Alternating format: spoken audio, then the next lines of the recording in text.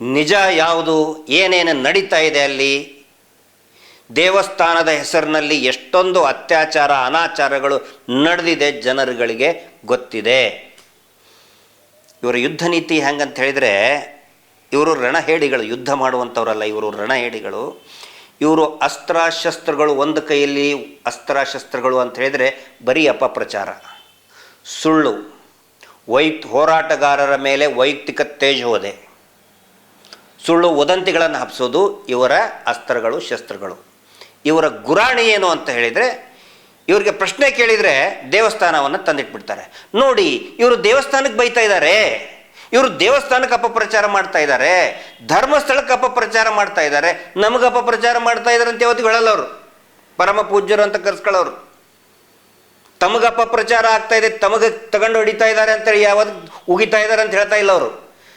ಧರ್ಮಸ್ಥಳ ಗ್ರಾಮಸ್ಥರಿಗೆ ಅಪಮಾನ ಮಾಡ್ತಾ ಇದ್ದಾರೆ, ಭಕ್ತರಿಗೆ ಅಪಮಾನ ಮಾಡ್ತಾ ಇದ್ದಾರೆ, ದೇವಸ್ಥಾನವನ್ನು ಮುಂದೆ ತಂದಿಡ್ತಾರೆ. ಅಂದರೆ ಒಂದು ಕೈಯಲ್ಲಿ ದೇವಸ್ಥಾನ ಅನ್ನುವಂತಹ ಧರ್ಮ ಅನ್ನುವಂಥ ಗುರಾಣಿ ಹಿಡ್ಕೊಂಡಿದ್ದಾರೆ, ಇನ್ನೊಂದು ಕೈಯಲ್ಲಿ ಹೋರಾಟಗಾರರ ಮೇಲೆ ಆನಂತರ ಸಂತ್ರಸ್ತರ ಮೇಲೆ ಅಪಪ್ರಚಾರ ಮಾಡೋದು, ಅವ್ರನ್ನ ನಿಂದನೆ ಮಾಡೋದು, ಸುಳ್ಳು ಸುದ್ದಿ TV ಚಾನಲ್ಗಳನ್ನು ಇಟ್ಕೊಂಡು ಅಪಪ್ರಚಾರ ಮಾಡೋದು, ಇವು ಅಸ್ತ್ರಶಸ್ತ್ರ, ಇವು ರಣಹೇಡಿಗಳು ಮಾಡುವಂತಹ ಒಂದು ಕುತಂತ್ರ. ಇದು ಯುದ್ಧ ತಂತ್ರ ಅಲ್ಲ, ಯುದ್ಧದ ಕುತಂತ್ರ. ಇದು ನೇರವಾಗಿ ಬರಬೇಕಿತ್ತಲ್ರಿ. ಅಥವಾ ಧರ್ಮಸ್ಥಳ ದೇವಸ್ಥಾನ ಇರೋದು ಎದಕ್ಕೆ? ಸತ್ಯಕ್ಕೆ, ನಿಷ್ಠೆಗೆ ಅಲ್ಲಿ ನ್ಯಾಯ ಸಿಕ್ಕೇ ಸಿಗುತ್ತೆ ಅಂಥೇಳಿ. ಇವತ್ತು ಯಾವುದಾದ್ರೂ ಒಬ್ಬ ಭಕ್ತ ಅಮೇರಿಕಾದಲ್ಲಿ ಕೂತ್ಕೊಂಡು, ಆಫ್ರಿಕಾದಲ್ಲಿ ಕೂತ್ಕೊಂಡು, ಮಂಜುನಾಥ ಸ್ವಾಮಿ ನ್ಯಾಯ ಸಿಗಬೇಕು, ನನಗೆ 10 ರೂಪಾಯಿ ನಾನು ನಿನಗೆ ಕಾಣಿಕೆ ಸಲ್ಲಿಸ್ತೇನೆ ಅಂತ ಹೇಳಿದರೆ ಖಂಡಿತ ನ್ಯಾಯ ಸಿಗುತ್ತೆ. ಅದು ಧರ್ಮಸ್ಥಳ ಶ್ರೀ ಕ್ಷೇತ್ರ ಧರ್ಮಸ್ಥಳ ಮಂಜುನಾಥ ಸ್ವಾಮಿಯ ಶಕ್ತಿ.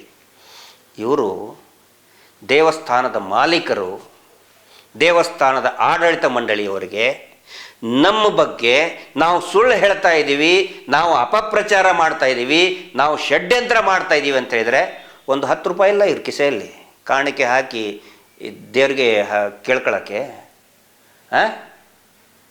ಇಡೀ ಭಕ್ತರೆಲ್ಲ ನಾವೆಲ್ಲ ಮಾಡೋದು ಅದನ್ನೇ. ನಾನು ಇದನ್ನು ದೇವಸ್ಥಾನದ ಭಕ್ತನಾಗಿ ಈ ಮಾತನ್ನು ಹೇಳ್ತಾ ಇದ್ದೀನಿ. ಅನೇಕ ಸಾರಿ ನನಗೆ ಕಷ್ಟಗಳು ಬಂದಾಗ ದೇವಸ್ಥಾನಕ್ಕೆ ಮಂಜುನಾಥ ಸ್ವಾಮಿಗೆ ಹರಕೆಯನ್ನು ಹೊತ್ತಂಥವ್ನು ನಾನು. ಒಬ್ಬ ನಿಷ್ಠಾವಂತ ಭಕ್ತನಾಗಿ ಹೇಳ್ತಾ ಇದ್ದೀನಿ, 10 ರೂಪಾಯಿ ಹುಂಡಿಗೆ ಹಾಕ್ರಿ. ನೀವು 10 ರೂಪಾಯಿ ಹಾಕಿದರೆ ಅದೇನು ಹುಂಡಿಗೆ ಹೋಗಲ್ಲ, ಮತ್ತು ನಿಮಗೆ ಬರ್ತದೆ. ಅದು ನೀವೇ ಅಲ್ಲ ಹುಂಡಿ ಮಾಲೀಕರು, ಅಷ್ಟು 10 ರೂಪಾಯಿ ಹಾಕೋಕ್ಕಾಗಲ್ಲ. ಅದನ್ನು ಬಿಟ್ಟು ಕೋಟ್ಯಾನುಗಟ್ಟೆ ದುಡ್ಡು ಈ ರಾಜಕಾರಣಿಗಳಿಗೆ ಸುರಿದು, ಅಧಿಕಾರಿಗಳಿಗೆ ಸುರಿದು, TV ಚಾನಲ್ಗಳಿಗೆ ಸುರಿದು, ನಮ್ಮ ಮೇಲೆ ಅಪಪ್ರಚಾರ ಮಾಡೋದು, ದಿನ ಒಂದೊಂದು ಕೇಸ್ ಹಾಕೋದು. ಕೇಸ್ ಯಾಕ್ರಿ ಹಾಕ್ತೀರಿ ಅಂತೇಳಿ ಸ್ವತಃ BL ಸಂತೋಷ್ ಅವರು ಹೇಳಿದಾರಲ್ಲ. ಕೋರ್ಟ್ ಯಾಕೆ, ನಿಮಗೆ ಪೊಲೀಸ್ ಸ್ಟೇಷನ್ ಯಾಕೆ, ಧರ್ಮಸ್ಥಳಕ್ಕೆ ಹೋಗಿ ನೀವು ಬೇಡ್ಕೊಳ್ಳಿ ಅಂತ ನಿಮಗೆ BL ಸಂತೋಷ್ ಅವರು ಹೇಳಿದ್ದನ್ನು ನಿಮಗೆ ಪಾಲಿಸೋಕ್ಕಾಗಲ್ವಾ?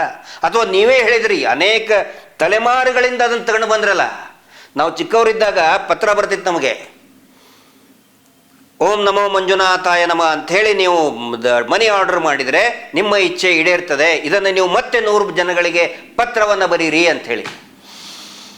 ಚಿಕ್ಕವರಿದ್ದಾಗೆಲ್ಲ ನಾವು ಮಾಡಿದ್ದೀವಿ, ಅದನ್ನ ಪತ್ರಗಳನ್ನು ಬರೆದಿದ್ದೀವಿ ನಾವು.